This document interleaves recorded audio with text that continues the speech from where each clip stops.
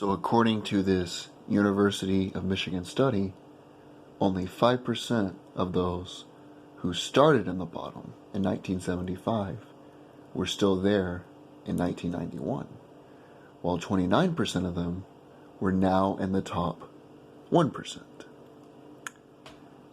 I mean, it makes logical sense why someone would make more in later stages of their life. Someone who is in their mid to late 40s to early 50s typically has worked more hours, been at the company longer, so he is more likely to be promoted to a higher position. Typically, they don't have kids in their home, so they have less expenses, and they have made more money because they've worked more hours. Therefore, they've been able to save money. Compare that to someone who is in their early 20s, who has little to no work experience, has a child, and has only been with the company for 3 to 5 years, as opposed to someone who has been there for 20 or more. I mean, this is basic common sense, but unfortunately, common sense isn't so common anymore.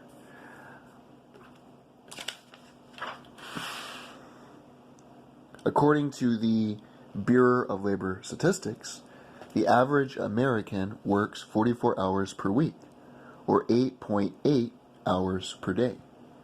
A 2014 National Gallup poll put the average number at 47 hours per week, or 9.4 hours per day, with many saying they work 50 hours per week. So you think if someone works so many hours, then they will have a lot of money, right? You would assume that. I remember when I was a young kid, my dad had to go into work. I said, "Hey Mom, where's Daddy?" And she said, "He's at work." I said, if he works so much, why don't we have a lot of money? And that was just my childlike mind asking what I thought was a logical question. Well, there's a reason to that. According to CNBC.com, 78% of U.S. workers are living paycheck to paycheck. According to a 2017 report by employment website CareerBuilder.com, and this is what the article referenced, was a survey that CareerBuilder.com had. And according to their numbers, 81% of women and 75% of men are living paycheck to paycheck. So they're working 50 hours on average. You can go a little higher, go a little lower, but they're working anywhere from 45 to 50 hours a week, sometimes more than that, and they're making only enough to live paycheck to paycheck. That's what you call being stuck in the rat race. And so if you multiply the time that people work by 94, because it takes 94 days for them on average to pay all of the state, local, property, all of the taxes they have to pay. They are working 2,256 hours. 2,256 hours just to pay taxes alone. And some of these morons, they want us to have to work longer than that in order to pay taxes. So if we're already working 50 hours a week, if we are already living paycheck to paycheck, why would you increase taxation and make us work longer hours? According to thisismoney.com, in the 1950s, the workers worked on average 48 hours a day. So in the 1950s, you could work 48 hours a day. You could have the weekends off. You could have one income. You could raise 5 or 6 kids, go on vacation, pay for your home, your groceries, everything you needed. Henry Ford in the 1920s was losing a lot of his workers due to the job being mundane. So he began to pay them higher wages, $5 a day, which, if you look at inflation, that is the equivalent of $100 back in 1920s equivalents. He also implemented the first cafeteria, the first gyms, and gave them the weekends off. Now, why did Henry Ford do that? Is it because he was such a nice guy? Actually, no. I mean, Henry Ford did a lot for the economy But he was a Nazi sympathizer. This is known history. So he wasn't what we would call a great man.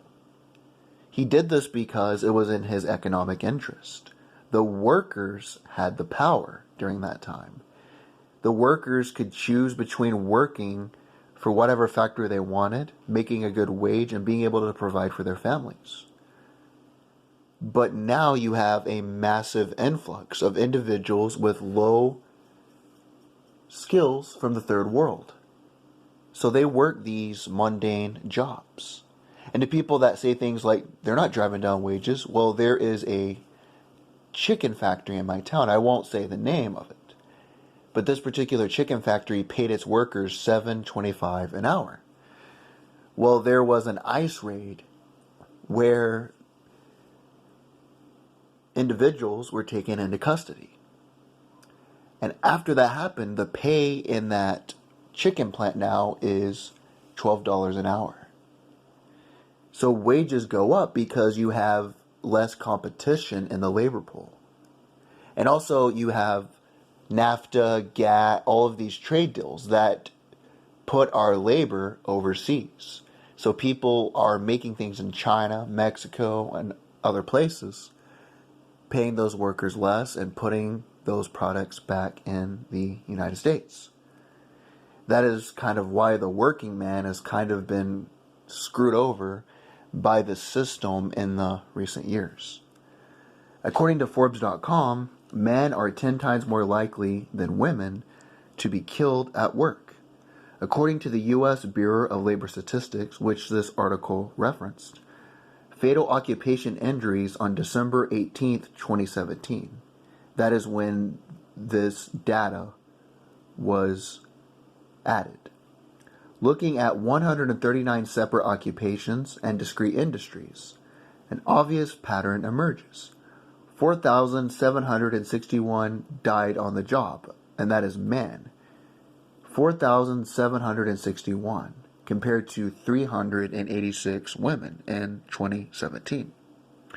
The fertility rate for men was about 10 times that of women, 5.7 per 100,000 versus 0.6 per 100,000. That's 5.7 versus 0.6 for women.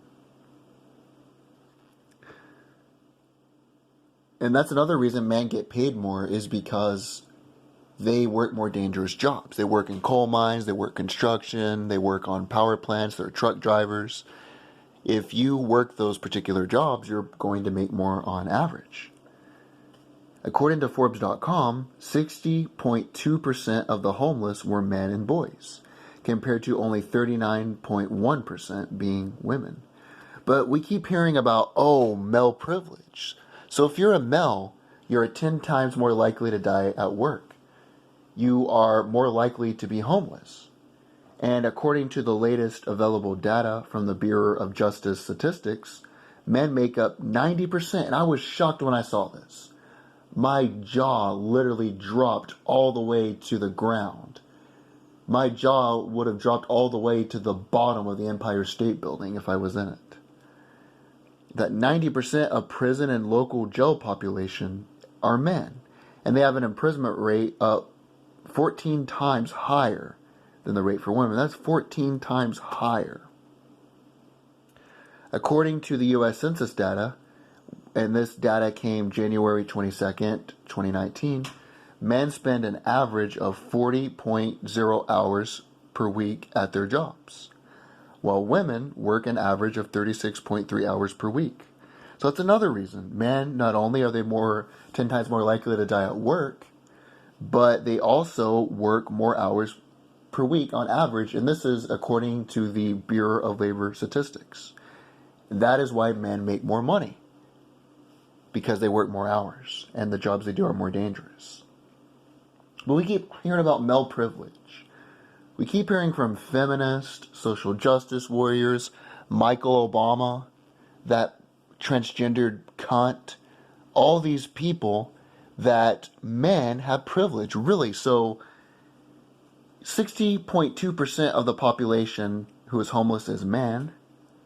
90% of individuals in prison are men. and men are 10 times more likely to die at work, but we have all this privilege and we work more hours, 41 hours compared to 36.3 according to the Bureau of Labor Statistics, but we have male privilege somehow.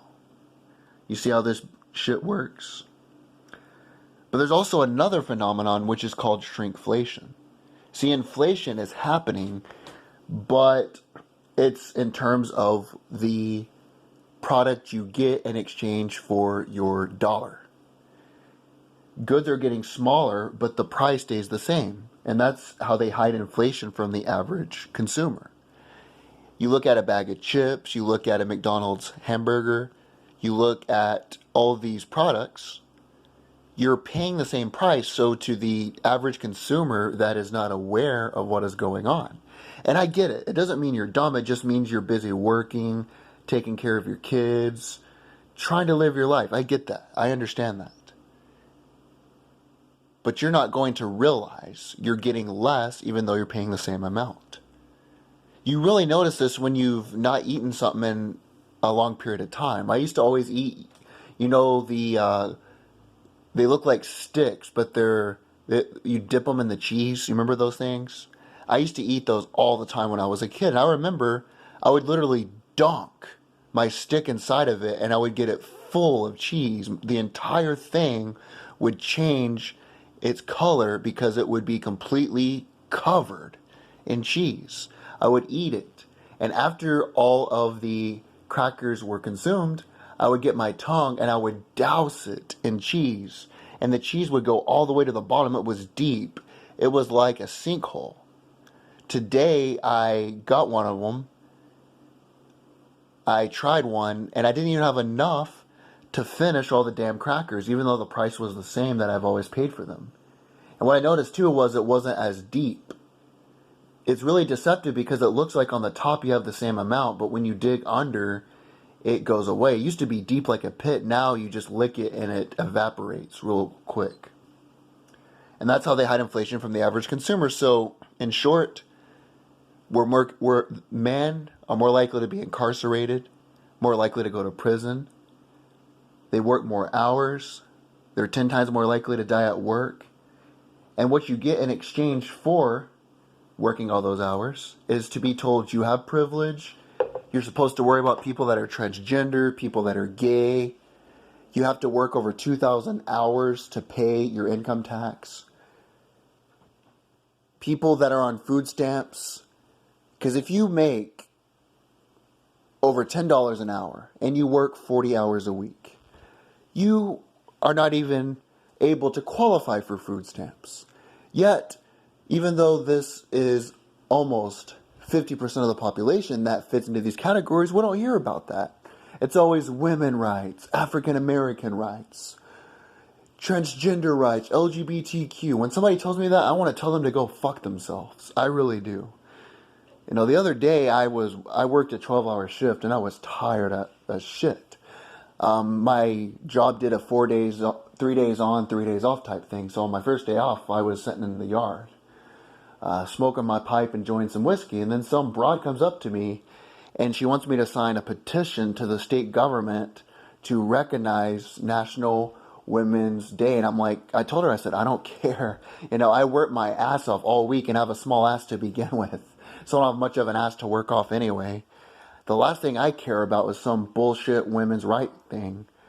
But that was a teachable moment. In that particular moment, I became aware that that woman had no interest in what I was saying. She had no conception, no perception of what I just went through. So as a result, I was thinking that not only is her, she is a symptom of the problem rather than the problem itself. That is the politicians, the media. Everybody thinks the way she thinks. We pay the taxes. We pave the roads. We build all the buildings. But yet, we're not supposed to get shit. We're not appreciated by people in our lives.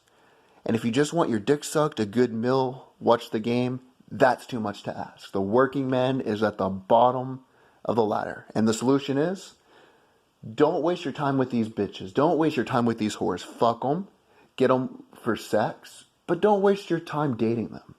They're not going to appreciate you busting your ass working. They're not going to appreciate you doing things for them. They're not going to care. They're just in it for their own shit. And I get that. They are mercenaries. Now, what's the solution? Well, I stated in a previous video, I'm a mercenary. Unless someone has busted their ass for you, has done things for you, don't do anything for them other than your family and maybe one or two close family members. Take a bullet for them. Give them your heart. Give them your life.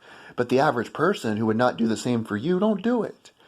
Dudes need to stop dating these bitches. Stop putting a ring on these whores. And a lot of problems would be solved. Look out for your own interests. Damn it.